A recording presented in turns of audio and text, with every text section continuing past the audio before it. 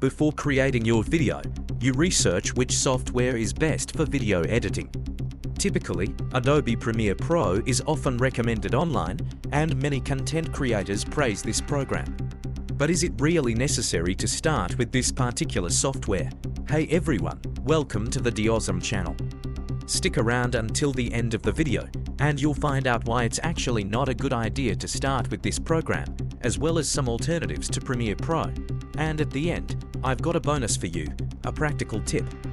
I'll share from my own experience how to start creating videos if you're a beginner.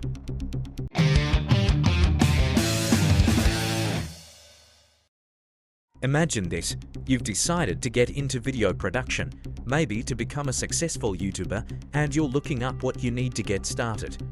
You watch tutorials, and in most cases, Adobe Premiere Pro is recommended. So, you dive into learning the program, spend hours editing videos, but you start to realize it's taking way too much time to get the hang of it.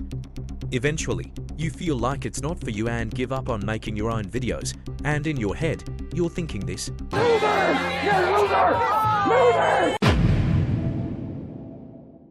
Let's break it down. Adobe Premiere Pro is a professional video editor. I'll say it again, a professional video editor. To really get into video editing with this program, you need to know a lot of specific details about how it works. Here are 4 reasons why, at the beginner stage, you shouldn't start with Adobe Premiere Pro. Reason 1. Learning video editing in Adobe Premiere Pro will take longer than learning basic video editors. The program has a ton of plugins and tools, and it can be overwhelming for a beginner. Reason 2. Even after you've learned the basics, you'll still run into problems and spend extra time searching online for solutions. This means you'll end up wasting more time than you really need to. Reason 3. To run this program smoothly, you need a really good computer. Even with a mid-range setup like mine, the program can sometimes lag.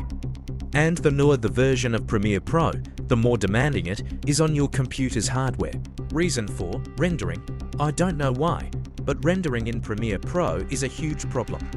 It's so slow that many users have complained about it to Adobe, but for some reason, the company has ignored this issue. And let's not even get started on the subscription cost compared to basic editing software.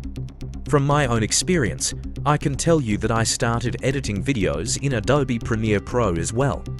And even though I have significant experience with video editing in this program, I eventually had to switch to a more basic editor like CapCut.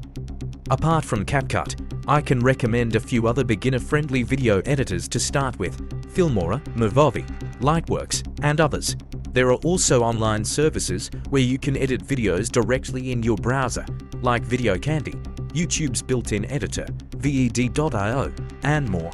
I'll tell you something else. Some well-known YouTubers and experienced video editors are themselves switching from Adobe Premiere Pro to simpler programs. Why? Because it speeds up the video production and editing process. The key to creating videos on YouTube isn't the editing software. It's having a well-thought-out script. The actual editing takes a back seat. These simpler programs don't require such powerful hardware. You'll learn video editing much faster in these programs compared to professional ones.